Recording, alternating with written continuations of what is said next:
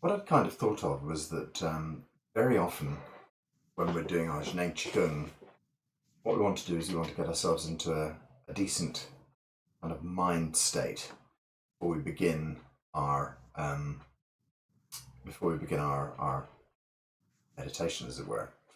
So I think we'll just do that first. Seems like an appropriate thing to do to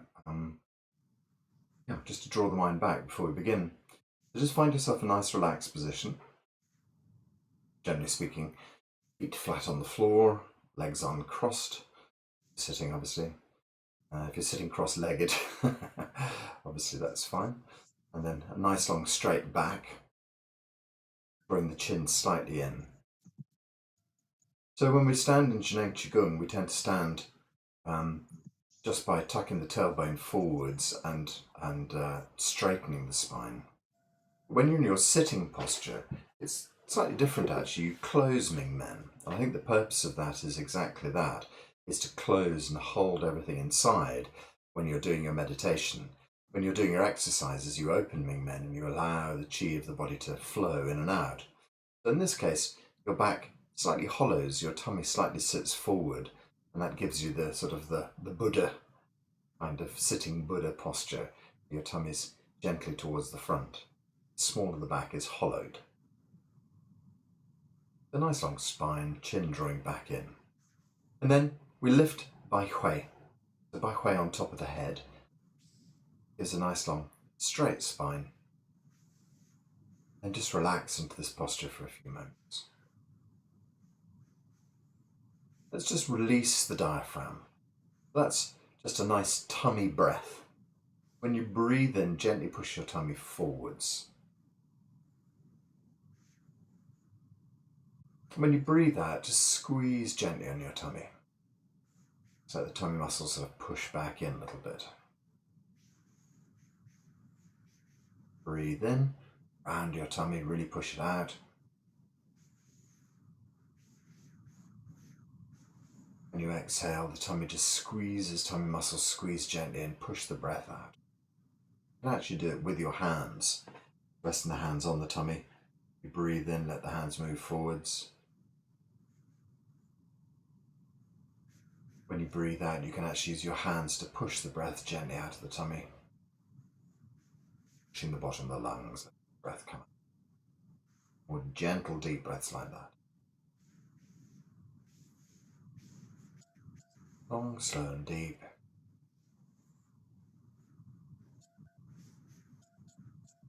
Another one.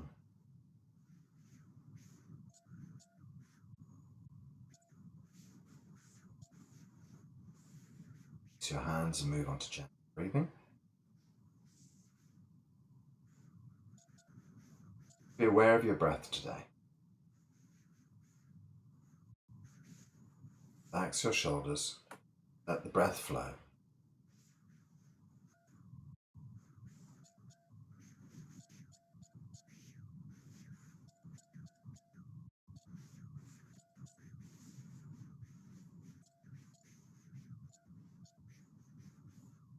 Mind deep inside, center of the head. Outside world, just sort of brought inside. Shutters gently close as your eyes droop down. From the center of the head, down to middle dantian in the center of your chest, down to lower dantian, the center of your belly. Spine nice and straight. These three energy fields nicely aligned. Breathing just released and relaxed and gently moving. Listening inside for a few moments. Finding yourself in a comfortable, easy state.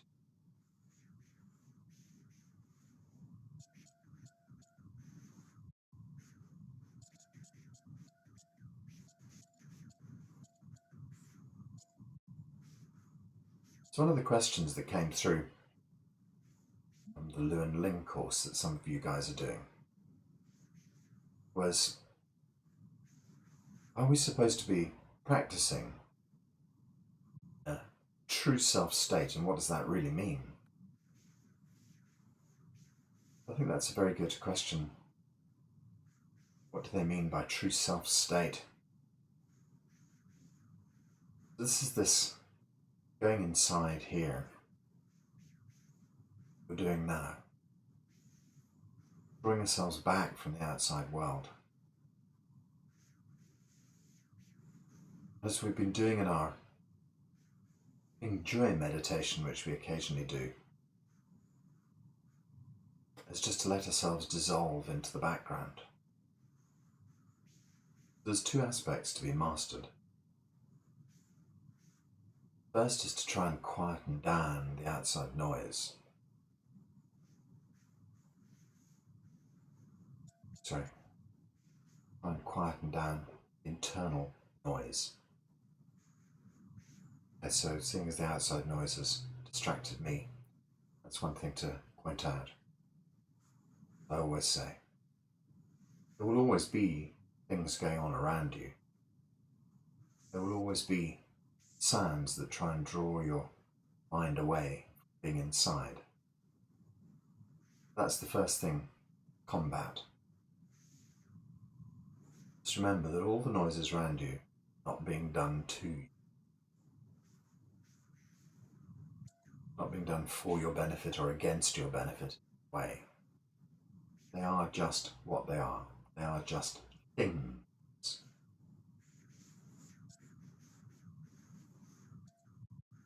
So whenever you hear things outside, you might be meditating away nicely. Last night's class was teaching. Somebody decided to switch on some sort of saw next door. So those things are just things. Try not to be upset by them. Try not to feel that they're being done to you. The first is non-attachment. Staying away from those judgments. It would have been all too easy for me to say, my next door neighbour is trying to upset me. Clearly not. That would only be the judgment I was putting on it. So keep your judgment away from engaging with these external sounds. The next layer is internal noise. As anybody who's done long-term practice knows, the more you quieten inside, the quieter it becomes inside. Practice, practice, practice. Just trying your hardest to hang in there. Trying your hardest to still this internal noise brings about stillness, internal noise. It's gradual, bit by bit, takes its time. The more you do it, the easier it becomes. So the image that's always used is the glass of champagne. Pour in your glass of champagne and there's a fantastic rising of bubbles coming zooming to the top of the glass. The more you leave your champagne there, fewer the bubbles. Eventually, all goes quiet inside the glass. The same for you. As you work away with your meditation practice, there are going to be lots of ideas popping to the surface. Very often, your body or your mind is saying to you, we don't need to do this. Let's do something different. Switch on the television, let's look at the computer, let's check our phones. Some shopping we could be doing, 1,000 ideas popping up. And that's really because the ego part of your mind, which is very active, doesn't like still. In a way, that's kind of the death of the ego people talk about so much. This idea that bubbling up, ego kind of stays alive. the more you ask it to quieten, the more it feels like a bored child. I'm bored. What do I do now?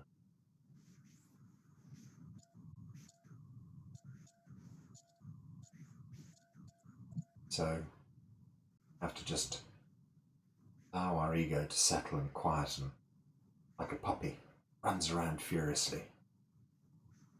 Once it's run around furiously enough, eventually if you ignore it long enough, it'll just go to sleep. So we're not truly killing our ego ever, because as discussed in previous times of this call, it's an important thing. We need an ego to navigate our way through life. We just need a well-trained ego. Let's take our ego to puppy school enough times, ego calms and relaxes. Becomes a well-trained retriever opposed to badly behaved puppy. So this is exactly what practice does for us. The more we practice away with our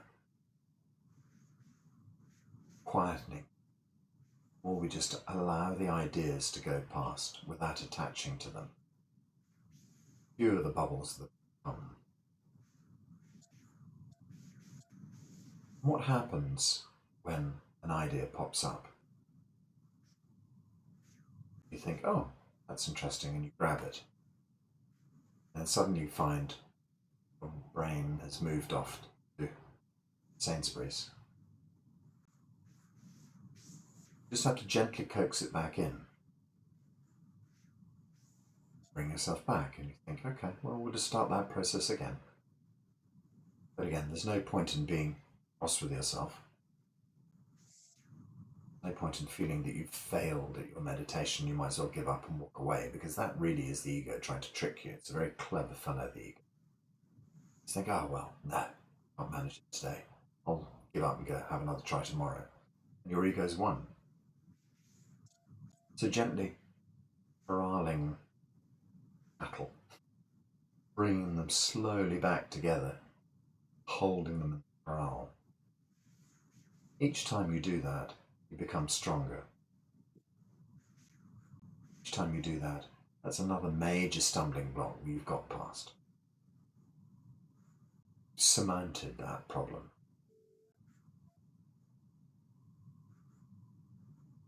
So this is do nothing meditation. Just allowing the little ideas to come up in front of you, almost like images on a screen. But if you wait long enough, the image will just float away, probably be supplanted by a new one. But again, just gazing gently at it, not attaching to it, and it goes. So the thoughts float by. Your deep attention stays solid. Watching the thoughts floating by. Well, that's one type of meditation, do nothing. But there's also do something as well. You can find a mantra and gently repeat it. They say it's better to fill your mind with one thought, 1,000 thoughts. So either way, stilling the activity. It takes no brain power to run a mantra through. Tiny, tiny percentage of brain power.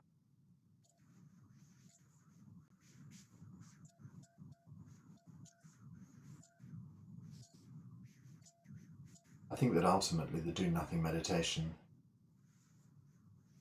probably a very strong one, slightly more difficult to master in my opinion.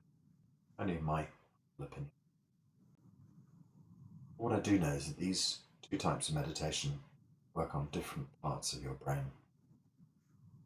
So I think it's good to do both kinds of meditation.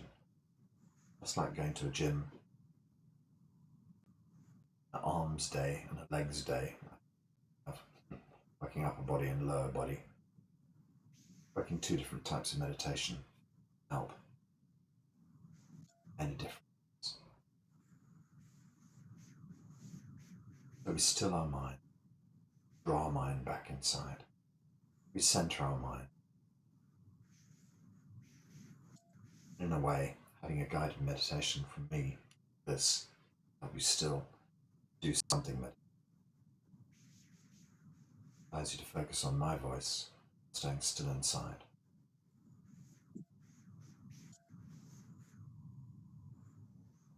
We bring ourselves into this calm state, either through breath, single thought, through no thought. This brings us into a different brain wave state, gamma, theta. It allows us to become more open and receptive.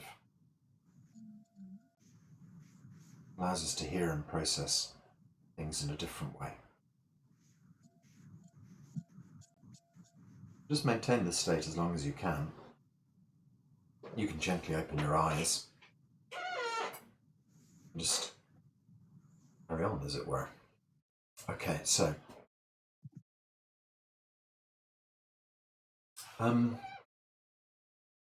various different things have occurred to me today, and I wanted to go through them, but it was also, whilst I was wondering about what best to present here, I remembered that I'd been sent through an interesting email, one of you guys, and it was in the general work that we've been doing, but it also relates to the work that Lu and Ling have been doing.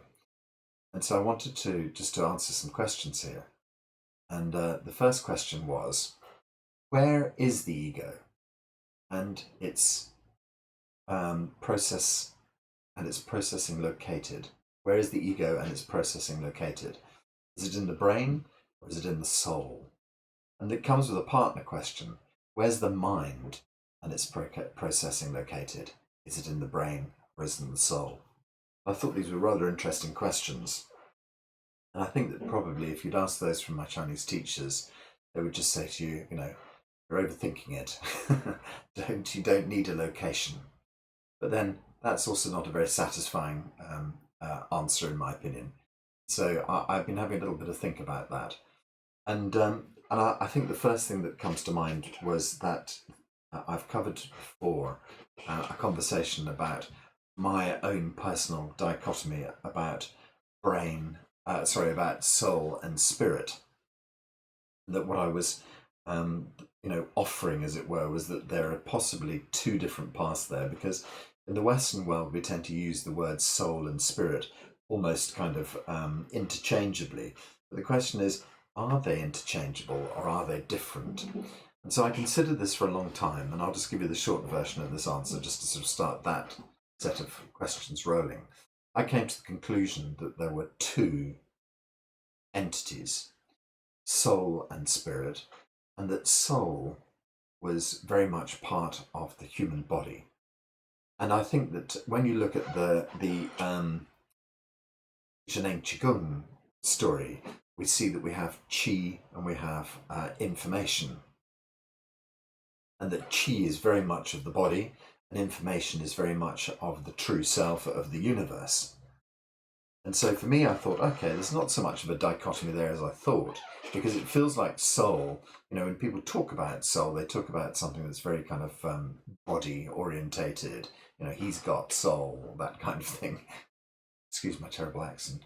And so I think that soul is very much related to the physicality of the body, and has some part of, a refined essence of qi. I think qi and soul equate quite nicely. And so, and I think that spirit and true self equate nicely as well. I think that they are different kind of parts of the equation.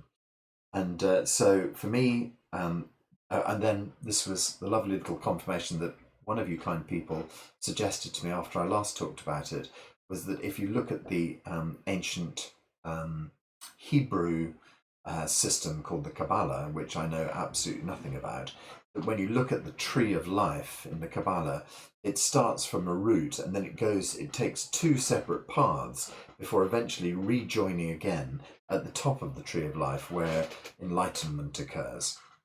And so it suggests, by looking at the map of the tree of life, if you like, that there are indeed two paths suggested through that um, uh, um, spiritual path. It's not faith, that's not the right word I'm looking for, but that, yes, that spiritual path, I suppose. The Kabbalah suggests that there are also two parts, and I think that that's exactly sums it for me, that you can follow a life which is entirely of soul, which when I thought about who I would think of as a soul person, I would think of, and I'm not thinking of James Brown, I'm thinking of someone like Mother Teresa, who, would spend her entire life helping people and doing sort of kindly acts and things like that. And that feels to me very much something of the soul. And then I mentioned to you this whole idea of the spirit, and how there seem to be people who go through lives as very, very spiritual people, but they're not necessarily kind of the what you would term the nicest people to be in contact with. And this is where I told you a lot about sort of Jed McKenna, this curious author, whose books are really about tearing everything down in the spiritual world. They're really about chucking it all up in the air, and how he sort of says, the path to finding your true self through spirituality is not a nice one. Don't come this way unless you feel absolutely obliged to do it, he says, and he talks about the death of 1,000 cuts of your spirit, where you have to hack away at, everything in order to become your true self, where you have to give it all up. And then, and I point to Dr. Pang, the story that I heard about Dr. Pang, where he tricked his driver of 25 years into believing that the driver had, okay, I better tell the story properly. I'm sure you've heard it before, but essentially, a visiting dignitary arrived at the centre, and at Dr. Pang's medicine centre.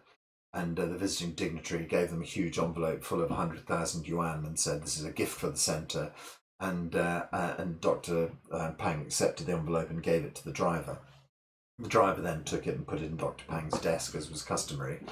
And then the next day, Dr. Pang said to the driver, "There was 1,000 yuan missing from that donation. You must have taken it." And the driver immediately, "No, why would I do such a thing? I've been faithful for you for 28 years. I've never left your side one day." And exploded, as you would do, probably. And the question is, are you enlightened enough not to do it? And Dr. Pang, the bottom line was to say, you've been studying Zheng Qigong for 28 years, you still aren't in control of your emotions. Do you see that? And that was the prod that he was given. And sometimes the prods you're given by your teachers are really quite unpleasant. You're given a test, and can you make it? And this guy couldn't make it. And after these years and years of self practice, he was still stuck in his ego, still unable to break through. When Dr. Pang created this little trap for him, and a trap it was, he exploded and left Dr. Pang's employee and never came back again. And I think, what a sad story. But in a funny way, if you want to have a master is someone who tests you. And I always tell, just to amuse you, that every time Lu and Ling come and stay over here, they always set a trap for my ego, and I fall into it year after year. And it's only recently, when I confirmed with John what was going on, that he said, "Oh, they do that for me every year, and I fall into that trap as well." So John is my teaching partner. So they come to stay with me, and they go to stay with John. And when they're with John, they always say to John, "You know that of the three monkeys, we like you the best." And then they do the same to me. They say, you know, of the three monkeys, you're the best teacher, don't you? And year after year, I've fallen into that trap and go, "Oh, thank you very much." And then I think, "Oh, there you go, missed the opportunity. How foolish." They weren't complimenting me at all. They were just seeing what state my ego was in. And so I was aware of this, and I finally realised my shortcomings in it, and was able. When Ling said to me the last time she came over, she said, I think you're the best teacher of the three monkeys." And I said to her, "You know that I feel that you're the best between yourself and Lou." And she just laughed. And she got it, and she realised that we'd moved on another stage, so now I have to look and see what the next trap is that's coming up. Because I feel that, so anyway, people, these are life tests just to see where you are on your scale. And this author, Jed McKenna, says very clearly, don't come this way. it's a painful process. You have to lose and leave everything behind if you want to move on to this layer of enlightenment. And who would bother? Why would they bother? Why would you cut away all of your family? Why would you leave behind all of your worldly possessions if that's what's required? Why? Why would you do it? Why would you end up in this kind of state? Last night, I there's a whole story behind it. It turns out that I'm moving house. I had no doing in it. My landlord decided that he would like to sell the house, and so oh well, there we go. Shock! The whole process has started. And so, in the sort of mental cleaning up of things that's going on in my mind, I was looking for something to switch off to, and yes, I do watch television. And in the past, I'd recorded Lucy. I don't know if you've seen the film, but it's a really interesting piece by Luc Besson. And essentially, in Lucy, they've developed a new drug, which is from a hormone which is part of the pregnancy process. And it's the part of the pregnancy process where the hormone is put into the body that suddenly makes the baby's bones and development explode. It's an exponential moment after 6 weeks where everything starts to move.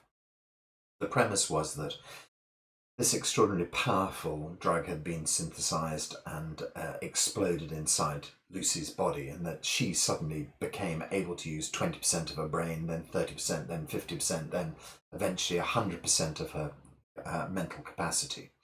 And what would it be like? And so, we use about 10 or 15% at best of our mental capacity.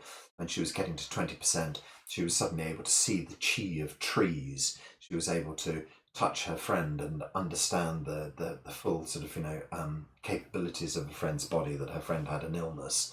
Moving on to 30%, she was able to listen into communications and connect into the networks of telephones and translate people's languages instantaneously and understand the operating of the universe and all that sort of stuff. And it went on like that. And it's interesting because all of the things that we hear as being paranormal abilities from Dr. Pang were put into that film as being where we go to, the kind of abilities that we would receive if we do our meditation, if we go deep and we spend our time in true selves. And so it was lovely just to watch this film. And it's a great action movie as well.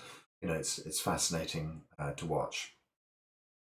And inevitably there's Chinese gangsters and lots of shooting, and there becomes a time when Lucy's able to move gravity to make people stick to the ceiling and all sorts of things, and all of these kind of things that I've heard about it in the setting of extraordinary abilities, extraordinary capabilities they're called, were highlighted in this film.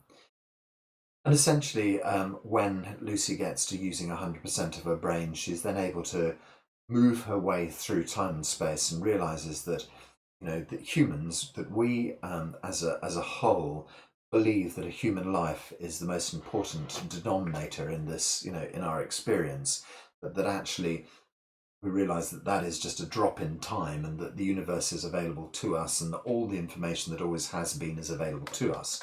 And so these are the kind of ideas that we hear about behind enlightenment. So it was almost like a drug version of enlightenment. And I've often thought that the whole LSD generation was part of that story as well, where people used mind-bending drugs just to open up portals that were not available to them prior, and that people got snapshots of enlightenment by using, LSD or mushrooms or whatever it might be. And I think that there's the whole sort of class of drugs which are there to sort of shut you down and quieten you, but there are a whole sort of class of drugs that are there to open you up. And I don't think my feeling about those is that synthetically experiencing them may give you an idea of where you can go to, but then I don't think that it's ever a real version of that. I think it's always a kind of like a snapshot of that. And so my feeling is that whilst they might be valid for a very closed 1950s generation, to suddenly make them realize that there was more to it, that there was a mystical side to it, I don't think from a much more open, 2020s generation that there's any relevance at all. I think it's a very sort of, dangerous tool. And so I think that, the portal was opened, and, through writers like, sort of Timothy Leary and things like that, we understood that there was, a wider experience to be had, but that now we can find that wider experience ourselves. And certainly that has been my experience, that the few times that I have touched into these kind of experiences, that I've had things that fit entirely into the sort of Carlos Castaneda kind of descriptions of worlds, without having to actually do anything to make that happen at all, apart from doing deep meditation and being at one. And I think that there we are, as we work our way through the soul path, allowing ourselves to develop in a soul way things like gratitude and compassion, opening and developing the soul way. But on the other side of it, the spirit side of things, trying to quieten things deep inside, to find the true self, to unearth the true self and carve away the kind of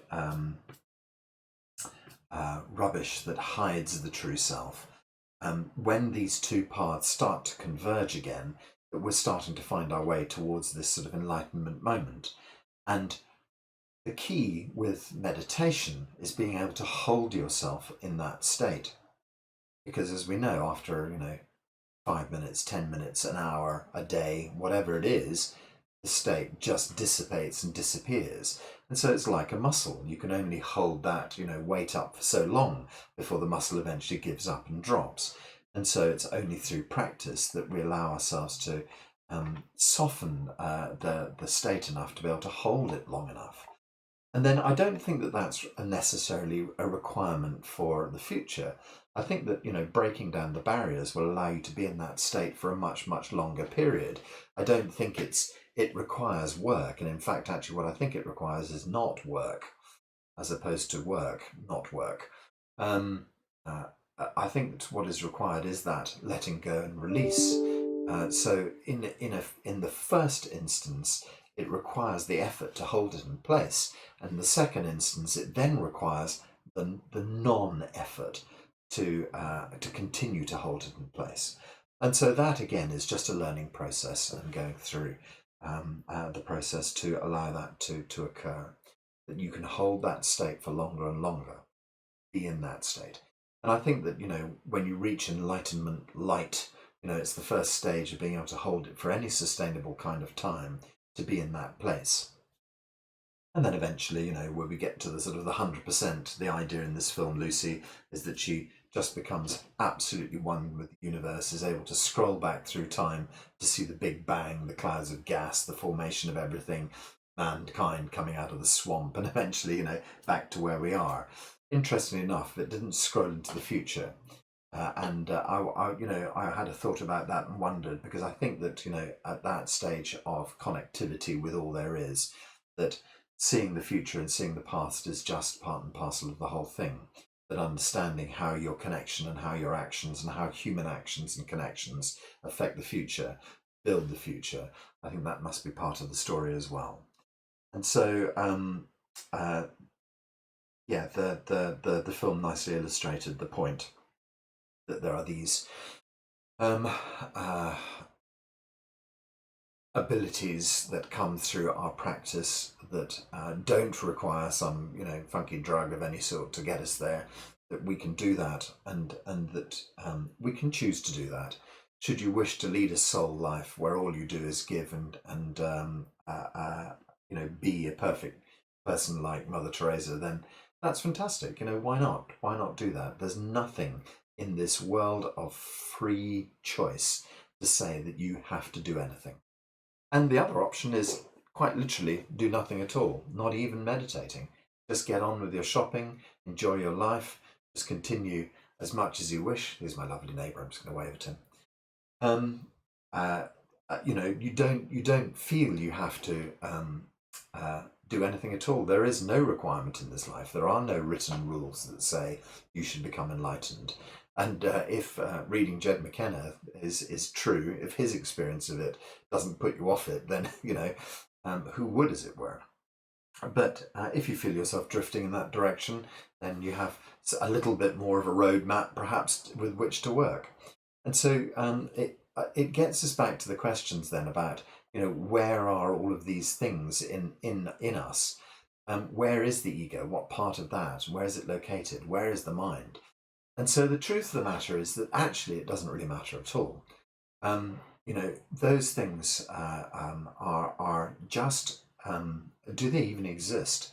They're just ways of looking at shades of the process and kind of compartmentalizing them. And so that's one of the things that we love to do as human beings, is to put things into a compartment, is to box stuff up so that we know where it is. Moving house, that's very much a story for me, putting things in boxes. But so ego is just an idea that we use along with second-hand self, along with self-image, to describe functions of ourselves. And so Lou is talking about this very much on his talk at the moment. The idea that they are kind of like just shades of the whole, that they're just easy handles to put on things, just to kind of get a grip to ideas. And essentially, it just allows us to, yes, just to view and see and to give an opinion on how those things affect us. And so by saying, is your ego too strong, too much? Is there actually something there that is, a thing? Or is that just an idea that gives us a small handle on one of the aspects of self? And I think it's that. I think it's just an idea. I don't think that ego is demarcated perfectly, and that second-hand self is demarcated perfectly. Self-image, likewise. I think that they blend into each other and they become one. I think that true self is quite different. I think mind is the product of our brain. So mind is what happens when these very refined Hunyuan Qi cells are active. So the idea in Hunyuan Qi's structure is that there is Hunyuan Qi of the universe, and that is just the most basic building block of everything. Our entire universe is made up of these tiny, tiny pieces of Qi, let's say. That when we draw them into the body, we start to make them into human Hunyuan Qi. That slowly we refine them process by process inside the body, Qigong being one of them, and they become the finest Hunyuan Qi in the entire universe. And that is the Hunyuan Qi that's inside our neurons, I would suggest. That is how the mental process is brought about, is the interaction of the true self with this extraordinarily refined, highest refinement of Qi in our universe.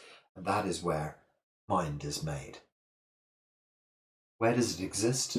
I think mind, as most Western scientists kind of have it, is in the neurons, but certainly not exclusively in the head.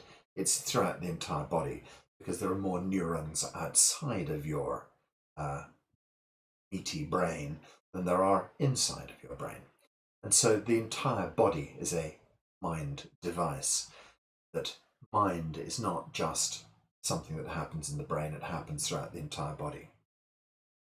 So mind is the processing local processor.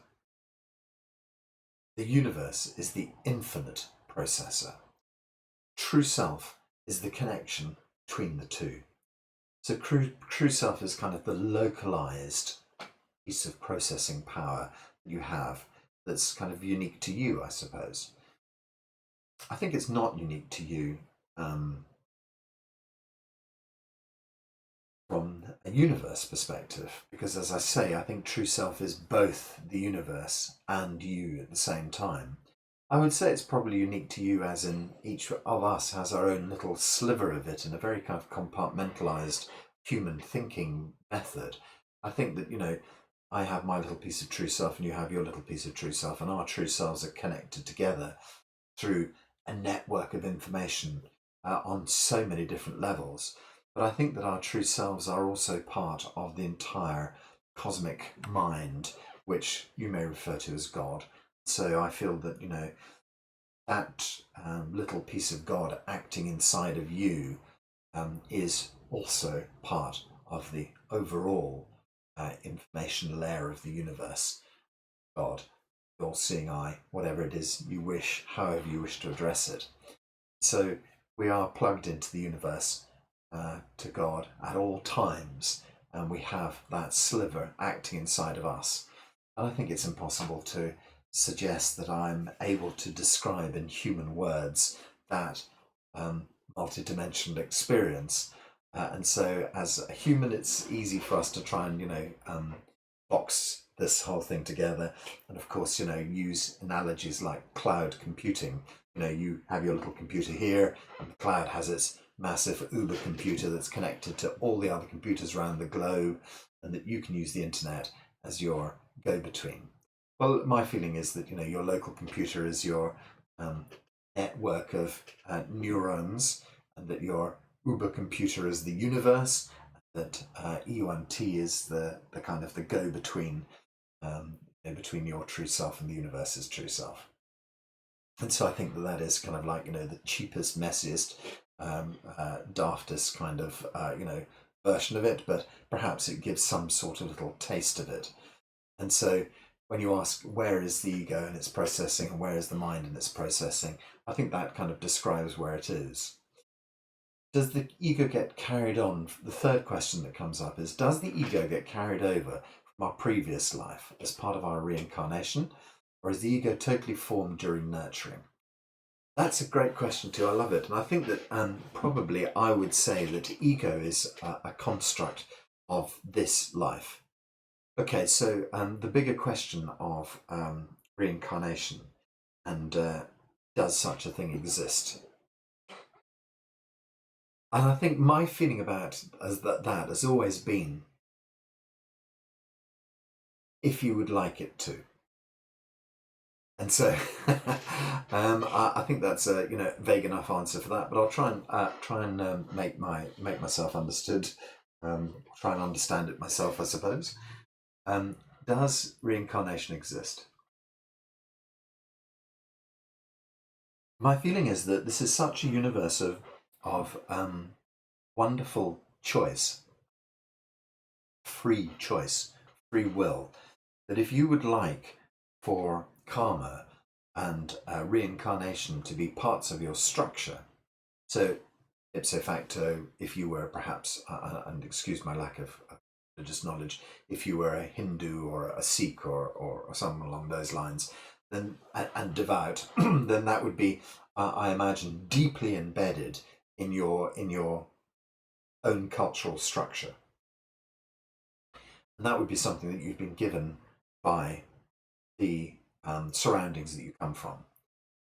Certainly, if you're sort of, someone who believes in Western spirituality, the chances are you've probably had that structure imported from those religions as well, and probably have reincarnation as some sort of belief in your structure as well. If you've been brought up in an exceptionally strong fundamental kind of Christian background, you probably have a sort of a heaven and hell structure involved, which is much more likely to be your embedded at some level your belief structure. And that would be that you go to heaven and that you stay in heaven, or worse, you go to hell. But that you don't reincarnate. And so that might well be your reality. I remember reading a book. Let me see if I can grab it now.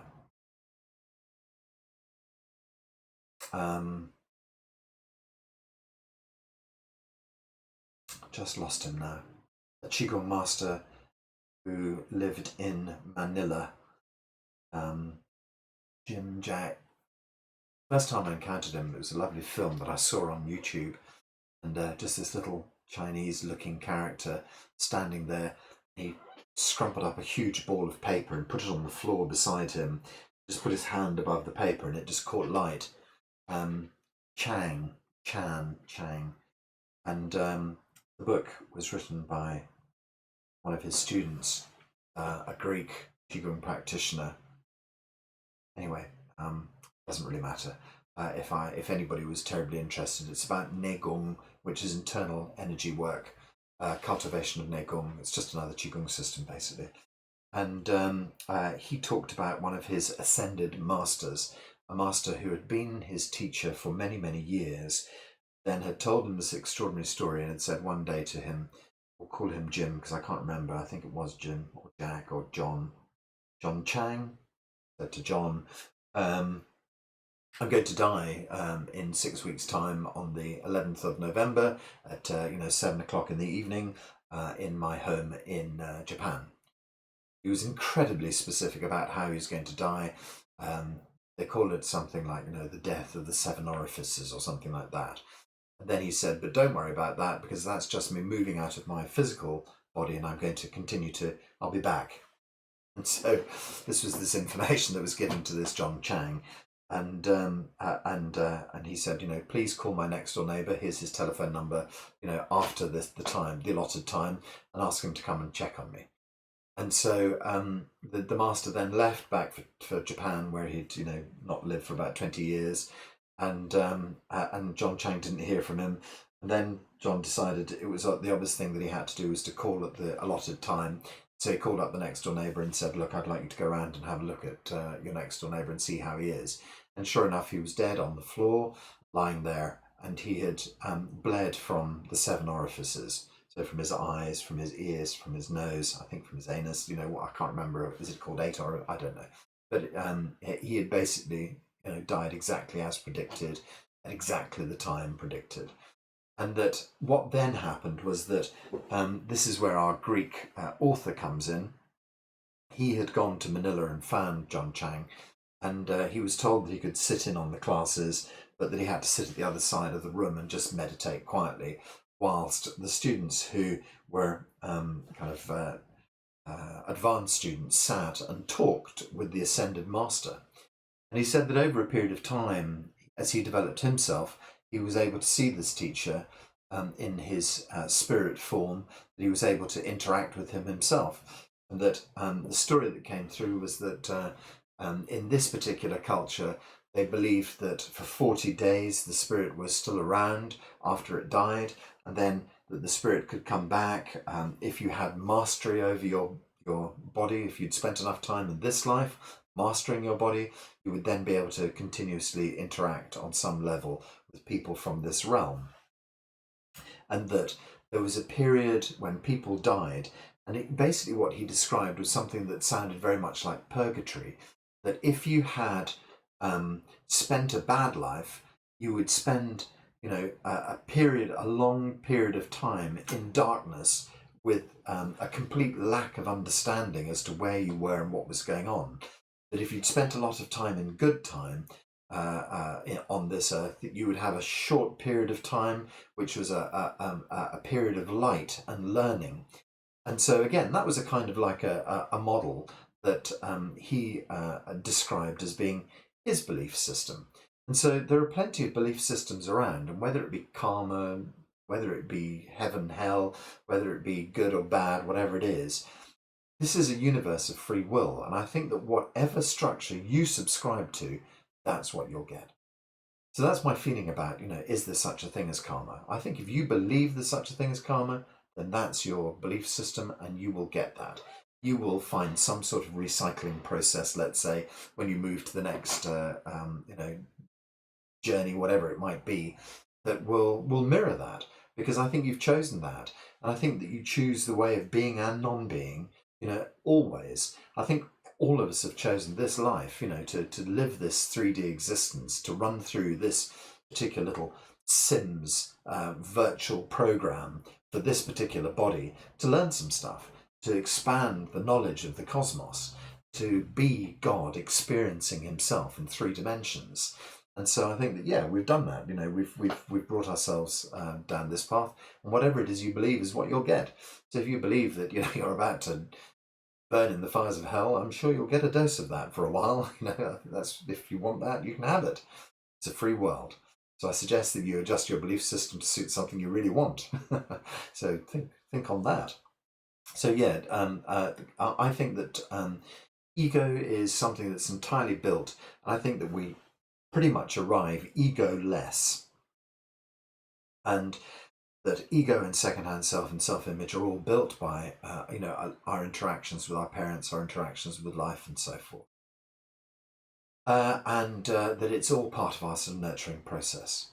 And the final question that I was asked was, can we access E1T and or the true self whilst the ego is strong? Does the ego get in the way of healing? This is the assumption that I always made, was exactly that. You have to get rid of your ego in order to find your true self. And so there is just a little question inside that question there, the way it was written. Can we access E1T and or true self? So I think that they're part and parcel of each other. And I've described this before, that I think that, E1T is both the container of and the true self itself, or the true self process, let's say. And that maybe the true self is slightly different from E1T, but that E1T is also part of the true self itself. So for my feeling, true self equals consciousness, is exactly what Lou said the weekend before last. He says true self equals consciousness. And I think that E1T can be seen as being the container, the sort of the holder of true self, and kind of manifested by true self. So I think that the two, E1T and true self, are basically inseparable from each other. They are function and form. And so if we just use true self as the sort of the more acceptable word, I don't think I think it's sort of didactics. I think it's really sort of drilling into the minutiae where it's not 100% necessary to do. I think that you can draw a distinction between E1T and true self, but I don't think that it's a useful thing to do. I think if we imagine them as a consciousness and the function of consciousness, that's all we really need to know. And so the question is, can we access consciousness while our ego is so strong? Does ego get in the way of healing? And I think that that's a really interesting question. I think that healing, I think that the ego needs to be strong. I think the ego, and Lou has said this quite a few times before, that he likes working with business people. And he talks about a business guy who was a very famous, locally, famous guy in Amsterdam, who they used to work with, who had kind of made himself into, had 3 businesses running, big cars, big houses, all that sort of stuff, and had become incredibly ill. And that Lou and Lee basically described to him how this whole thing works and how he had got to the stage he was in. And then he instantly saw the kind of path that was required, made astonishing cuts, sold 2 businesses instantaneously, making very good sales for them, slashed and burned through his life, and sold houses, got himself a kind of like a healing place to live in the countryside, much smaller and easier to handle, dissolved his life in such an astonishingly efficient and business-like way that and then turned his full power to making healing for himself, and used his incredibly powerful ego to make that healing happen very quickly. It was Lou saying basically, he was able to see what was required, slice through the bullshit, as it were, and turn the power of his ego to the healing process in exactly the same way that he turned his ego to creating his business empire. He was able to turn his ego powerfully on like a searchlight into the middle of his own problems and sort himself out incredibly quickly. And so, yes, his ego was an incredibly powerful tool for him to use. But it comes down to this, and it was the route to total healing for him. He was able to access consciousness and use ego as the ray gun that was able to blast consciousness into every corner of his illness. So ego is like the we don't know what rays get shot out of a ray gun in our space movies. So now we've got a consciousness ray gun that's able to kind of like, blast healing into the depths of illness. And so, let's use that as an idea. Let's use our E1T function as a way to project for the ego to be holding this consciousness and to be pointing it in the direction that it's needed to be pointed in. And so the ego becomes a fantastic tool. The ego becomes the handle for the ray gun, where you can hold the ego and you can project the consciousness deep into every illness and wash away all of the problems of the illness. So the ego is actually a vital tool, but it's always this old story about, okay, got it. So I just see where one last story can be useful for us here. And you've probably heard it before, but we've not been able, what tends to happen in the stories from the healing center is that the stories get a little bit lost in translation, and we're never quite sure who's being talked about. So there were actually, Luke Chan actually made, about half a dozen videos of people's bladder cancer and tumours and things being dissolved. But the one that became very famous was the one where it took about 2-3 minutes for the doctors to help this guy's tumour just shrink. And we've seen it on YouTube numerous times, and it gets bandied around. And so, interestingly, there's a story that's very similar to that, and we're not quite sure if the guy who is pictured in that video is the same guy or not. But we spoke to teachers, Lou and Ling, about it at one stage, and basically what they said was, yeah, that video worked very well, and it was obvious that the person's healing was complete, but within 3 months their illness had come back, and within 6 months they were dead. And so, oh dear, that's not a very inspiring story. And they sort of said, well, that was just one particular case, but there was actually plenty of other cases where people healed themselves just like that.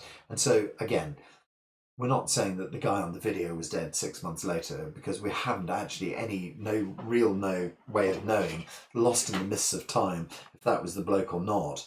And so it's slightly unsatisfying. But actually, one of the stories that came round was the story about one of the you see, I've already managed to mess this up. One of the stories that came around was about a guy who managed to heal himself from.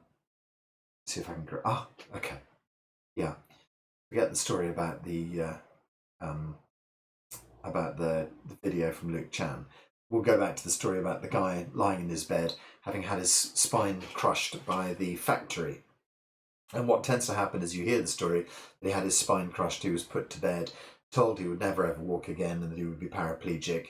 He then did lift you up, put you down in his mind for an extended period of time. Suddenly found his fingers moving, then his arms moving, then he could sit up. Eventually he could walk. And what happened was Dr. Pang said, this guy, he heard the story about this guy healing himself and said he would be a wonderful person to have at the Medicine's hospital. And so he was invited to come to the hospital, but it turned out that he was the most unpleasant man who anybody had ever met. And he would walk around, so the story normally ends and he healed himself and he walked, and everybody goes, wow, how incredible. But then what you hear is the story carrying on, that he was a really unpleasant guy and that he was invited to come to the Medicine's hospital by Dr. Pang, and that he just got on everybody's nerves. He would walk round, and for years he walked around the Medicine hospital saying, I'm the person who healed myself from paraplegia. I'm better than all of you other teachers. And so, I think Dr. Pang liked him because he became a great sort of test for an awful lot of other people at the centre there, being poked by this guy day after day, saying, I'm the best teacher, I've healed myself. And so what happens in the story is that he never really manages to heal his own ego, unfortunately. And the thing that brought him his healing was the power of his ego. He was able to channel everything into this healing process. And then, when he was well again, his ego was still rampant and powerful and uncontrolled and wandered around the centre telling everybody how amazing he was. And eventually he then had a stroke. And, you'd have thought that if he'd been aware of himself enough, he'd have been able to understand not to do that. But he had a stroke. And so we then take the story up a little bit later, where he's then taken himself away from the healing centre and has spent an awful long time and has healed himself from his stroke.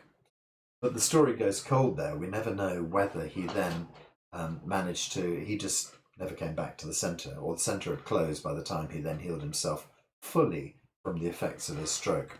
And nobody knows whether he was then able to spot the fact that his ego was what was doing the job, and bring his ego into control and live a sort of quietened life.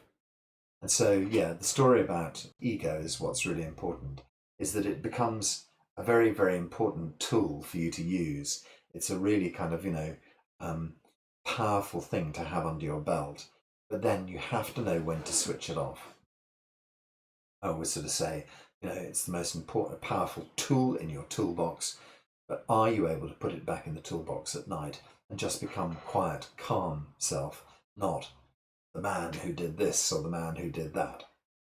Gosh, and I say man because it seems to be such a male thing, ego, doesn't it? So, yeah, ego is a fantastic healing tool. Ego can move things along at a rate of knots. Ego doesn't need to be killed in the way that sometimes you hear Buddhists talking about it. It's a kind of misunderstanding of the idea, the death of the ego. Ego needs to be controlled. It needs to be put back in its box on a regular basis. You need to embrace the silence that comes when the ego stops talking. And that's my cue to stop talking. Okay, well, I hope that's answered those questions, and I hope that's also kind of like, opened a bit of a window onto other subjects for you. So in the process for this Wednesday call, what I would like to say is that, I really, really welcome questions like that. It gives, such food for thought. It really helps me to work on my own process. So if you find yourself having questions like that, please, please, please. And also, we've opened up for those guys, some of you guys here who are studying with Lu and Ling on their summer course. And if there are other ones of you who are not studying but decide you would like to, it's still not too late to join in. We have a WhatsApp process for putting questions out there and answering the questions. But feel free to use this little forum as well to send off questions relating to that, because they're relating to the Uber Zheneng Qigong experience nonetheless. So I really enjoyed doing just a little La Chi session last week, and I think rather than doing anything else, I think that would be great just to do that again. I think it's just, La Chi is an absolute fundamental of Dr. Pang's work. I feel that if you did nothing else in your life, just doing La Chi every day would be the way to do it. To dissolve all of the problems and let go, rebuild. I think it's just such a powerful, powerful tool. It just brings us to realize that what is really, really important here. Important is keeping your body fit and healthy. Important is letting Qi move around. But what's really, really important is cutting through the old stories and renewing your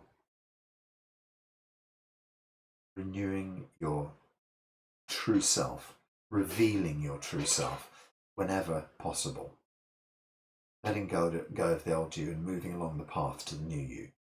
So much of Lu's talk is about viewing yourself from another perspective. No different to everything we learn from Eckhart Tolle as well, about becoming the observer of your life, stepping back, just looking, seeing things that operate you and getting away from them. So that's a common feature from so many spiritual paths. La Chi is one of the greatest tools to do that. What we'll do with our La Chi today is we'll just do our normal open and close for a while, get into the rhythm of that, and then we'll open out into a sort of meditative space where we feel totally dissolved out into the universe. We'll just stay there for a few minutes, completely open, completely at one with everything. And then eventually we'll work our way back. And so we just use Kai as the opening tool and Her to kind of like keep you open as a backstop. Kai opens you even further, and Her becomes your new backstop. So don't close on the Her. When we're doing that part of it, you don't close. And in fact, actually, I might just use the term open and then not use close. So I might just switch over to Open, open, open, open. And Dr. Pang will keep going Kai and her. I'll just use open. And then eventually when we get to close, we're starting to bring back universal chi, bringing back the best of energy back into our lives. So we'll just use her to close ourselves down, bring ourselves back into our physical selves. Okay. Very good. Find a nice relaxed space.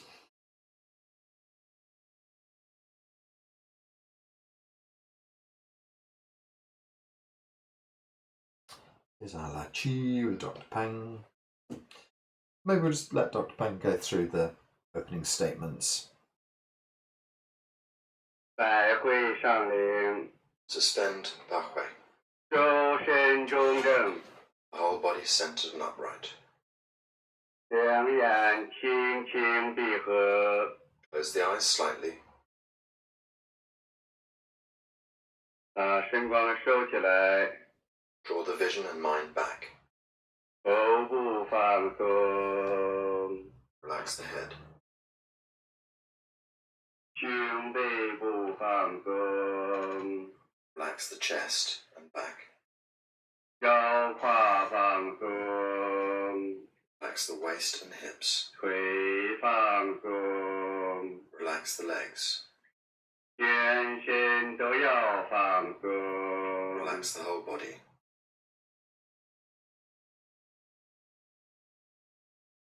两手放到胸前、腹前都行啊，掌心相对， It's in front of the chest. Arms face each other. 咱们练拉气啊，慢慢的外开， Practice open and close. 练拉 Slowly. 气外开，拉开那么2、3寸就可以了。 Only 6 to 10 centimeters. 内合，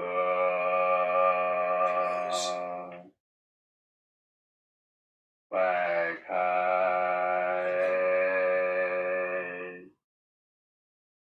内合，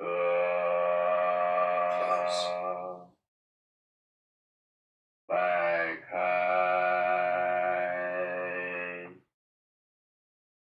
内合，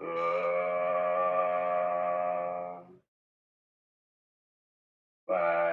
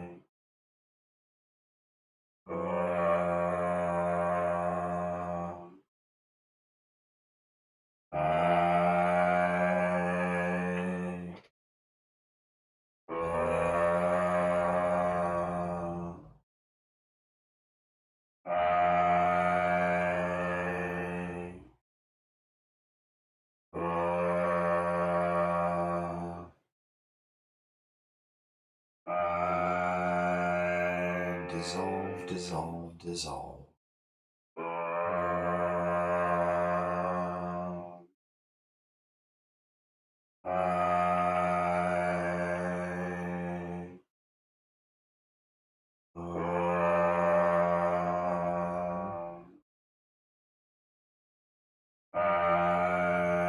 Letting go at the deepest level.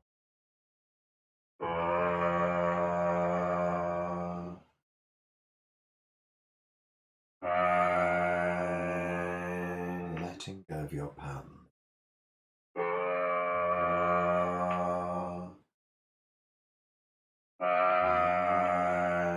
Letting go of illness and pain.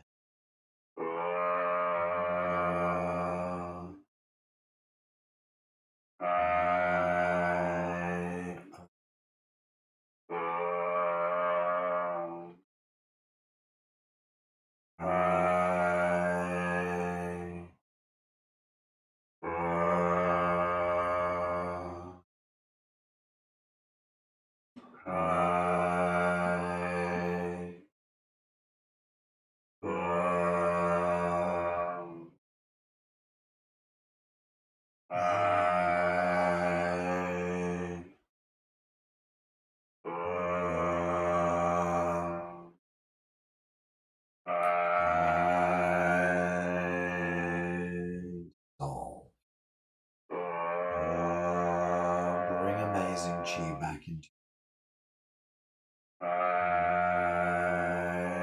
open, open, open.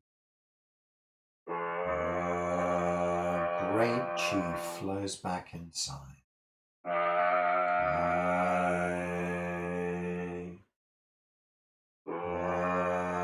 Reform chi deep inside your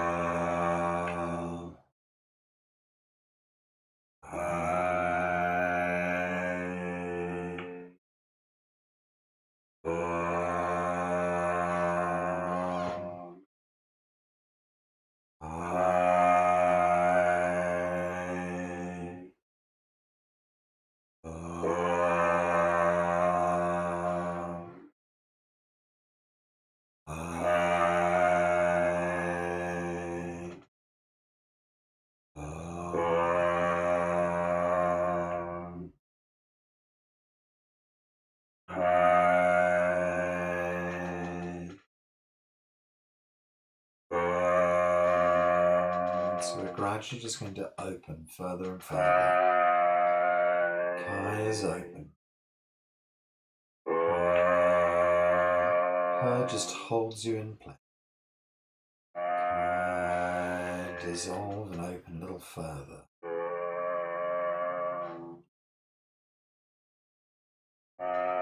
Open, open.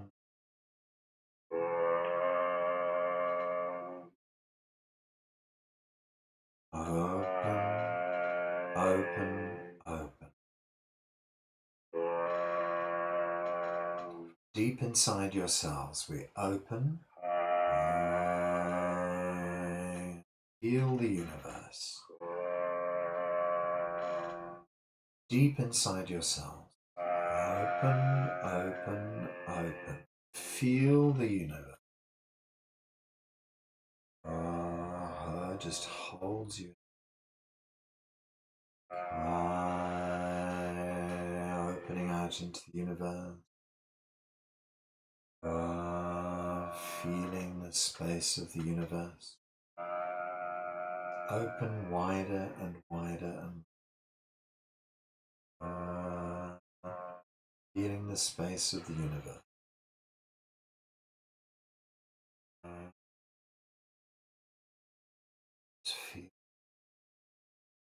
We're just going to use kind. Dissolve. Dissolve at a cellular level. Out and open. Open. I no longer any version of you 3D realm.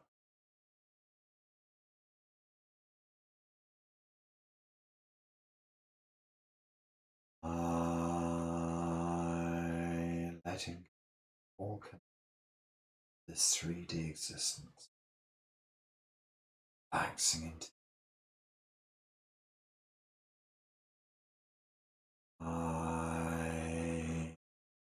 yourself. One, all there.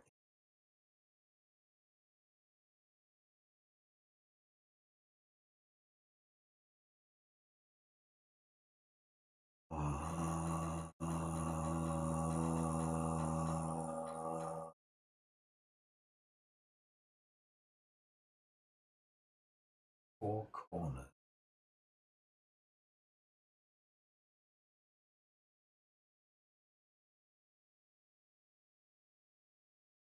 Uh, uh,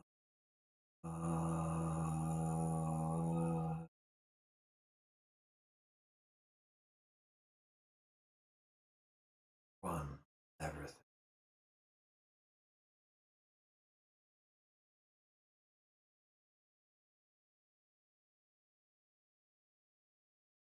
Uh, uh,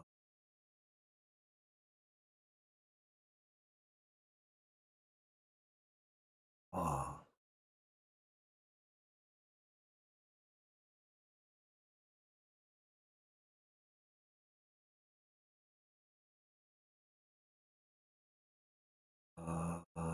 I experience yourself at one, everything.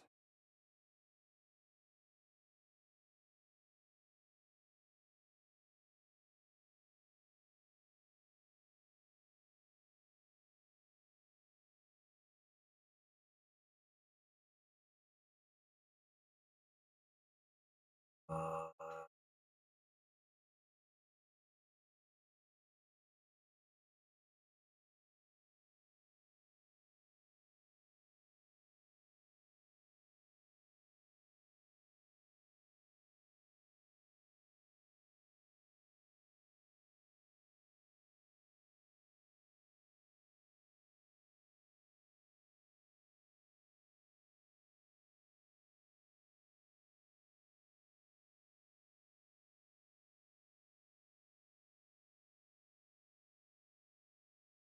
moment, Kai,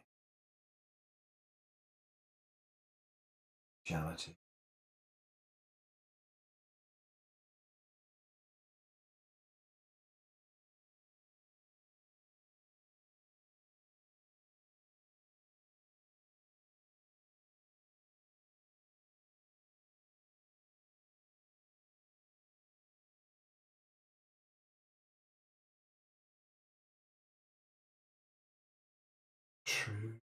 universal true self, total understanding, or the urge to say anything to me. Hold that moment. Experience that moment yourself. Expand that moment of pure potentiality out.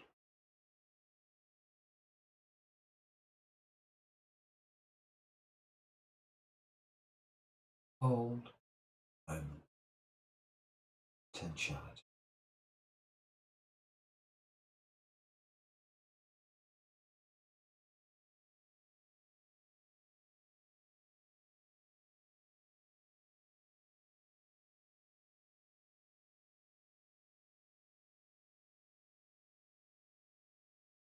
Sometimes it feels as if you don't.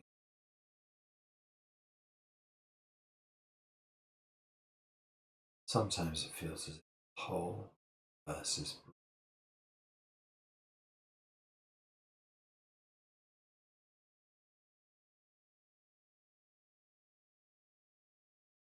this potential.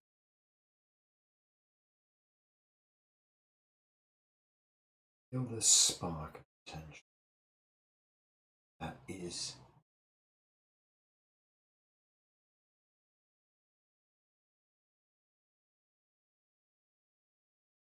our God. God is you. It's never separate. Just perceive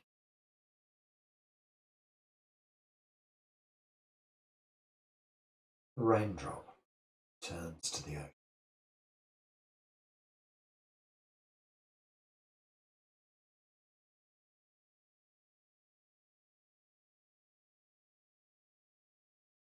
Feel the universal stillness.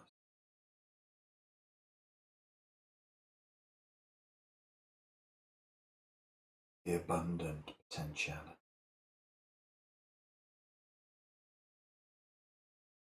From this true self space,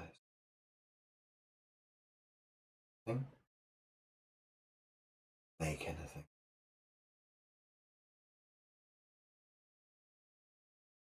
You are the creator of your life.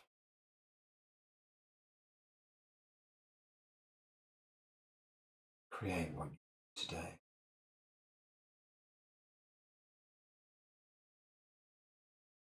You are the creator of your life. Create today.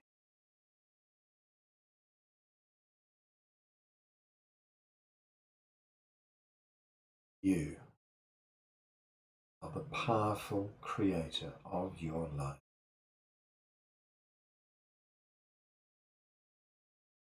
Create everything you for the best possible life you.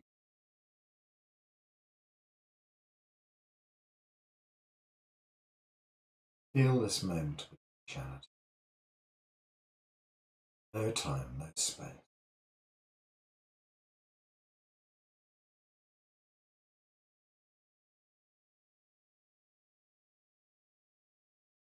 Know that you can.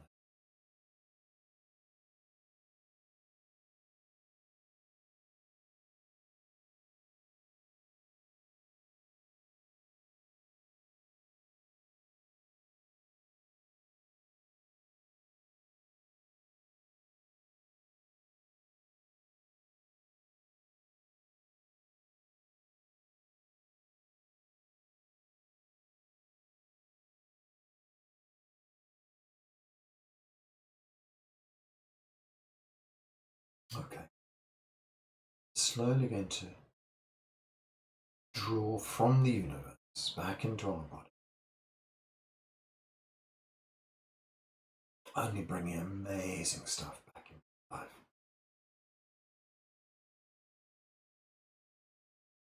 Simple little 3D existence needs all of your help.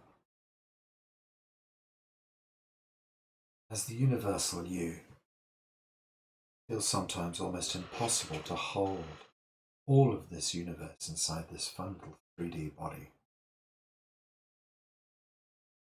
Sometimes you feel truly out of time and space. Sometimes you feel helpless. Never lose sight of your true universality. Never forget the extraordinary power you have.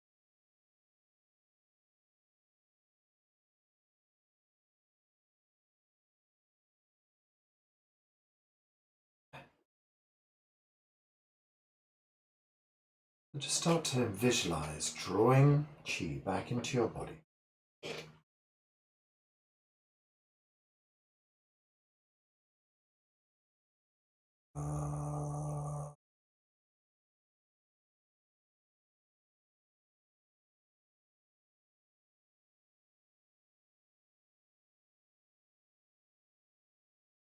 From the universe, this amazing chi back towards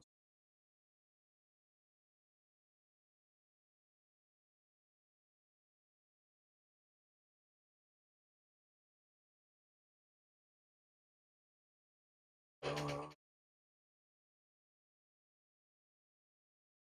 From the universe, the best of information flows back in.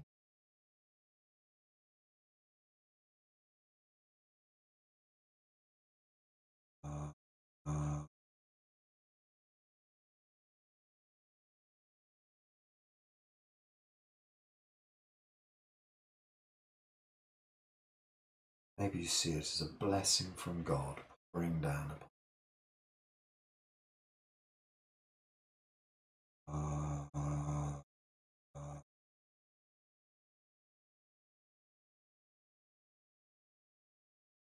your own blessing goes deep inside every cell.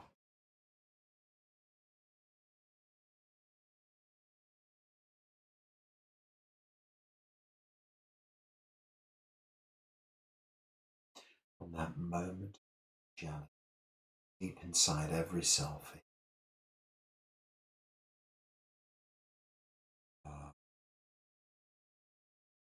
Great new inside every cell of your body.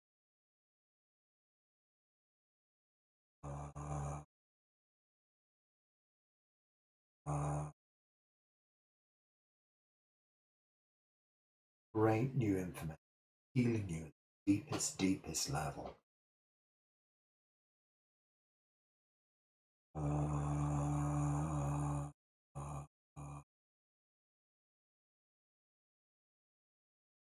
Great new information guiding your new future, your new path.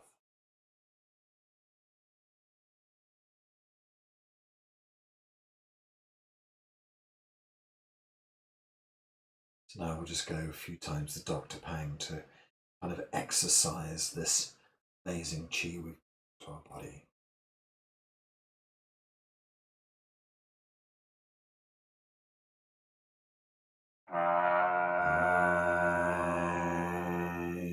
Soften. Chi penetrates deep inside.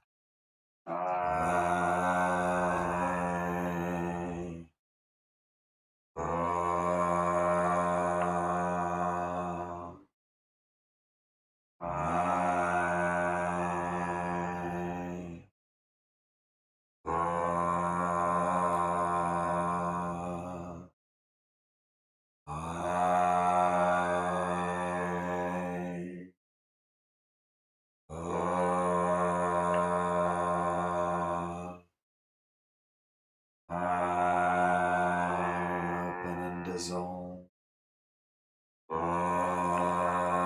Amazing energy comes deep inside.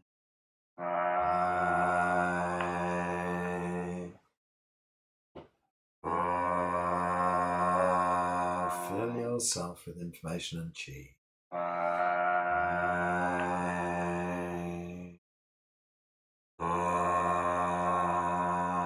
Just a few more times.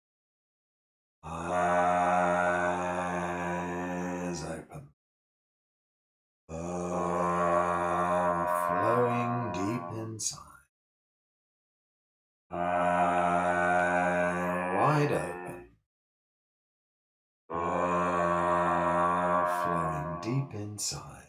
A little quieter now.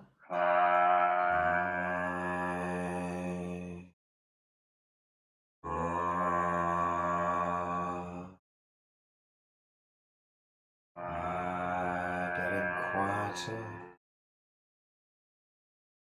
And then we'll just do the last two in silence.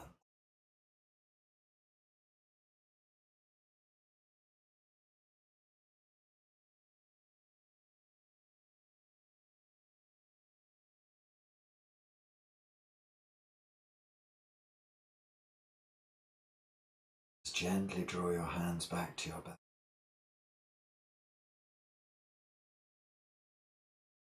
Just hold our hands on the belly. Breathe deeply. Just feel the power of this little exercise. Just know that you are able to heal yourself at the very deepest level. Not only heal yourself, you're able to heal others. Not only others, but just our whole world. Because you are the whole world. As you heal yourself, others heal around you. As you heal others around you, the world changes. Just by doing your simple lachi, you change the entire world. Change the world, change our universe. Proudly work on yourself. The knowledge that you're helping everything. Everything is connected at such a deep level. All healing for you. Totally.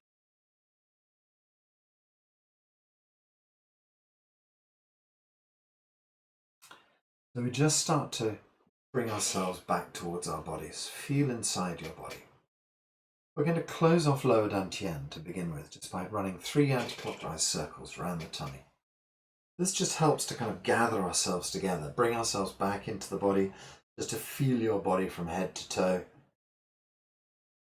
And then when you reverse the 3 circles in the opposite direction, just holds all the chi inside, brings you back to yourself, closes down all the acupuncture points and the pores, readies you for your day ahead, your week ahead, your life ahead.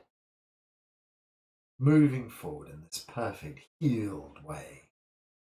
Moving forward in this still, powerful. Let what you've done here today operate and echo through your entire life. Just be this chain.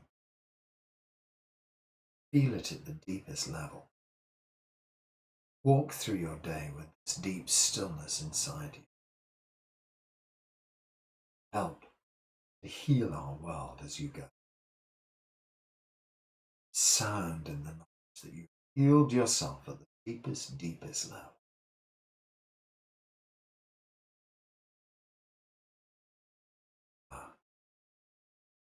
Healed at the deepest level. Paula. Everything good. Paula. At the deepest, deepest level. Paula. Feel it through every cell of your body. Paula. Everything good. Everything sorted. Everything working perfectly. Okay. So we can release our hands. We can slowly open our eyes. Give yourselves a little bit of a stretch. Just move whatever you have to move. Oh dear, ran over a little bit there. Got lost in chi. Okay, so I think we need to say hello together as a group as well. So I shall unmute together. Right, husbands, unmute all. Very lovely to work with every day. Hands up. Okay, so we'll just say hello together. 1, 2. Howla.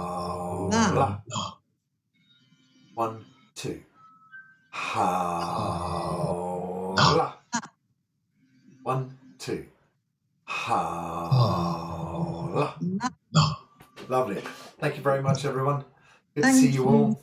Classes again tomorrow morning, 9:30. Come do some exercise and Yeah, and tomorrow night as well, 6:30, if that suits. Good to see you guys. And just this is going up on YouTube as the other ones are doing. Also, I've decided to make them into a podcast, so I'm going to put them up on podcasts as well. I'll let you know all about that. And then there's another thing. Oh, technical thing. Zoom are going to insist upon passwords. You can't have a password-free call and waiting rooms. So in July, it's all going to become a waiting room you go into, and I have to bring you in, and you have to fill in passwords. All gets a lot more draconian, but don't worry, we'll make it all work together. Okay, lots of love. Bye, everyone. Thank you. Bye. Bye. Bye. Bye.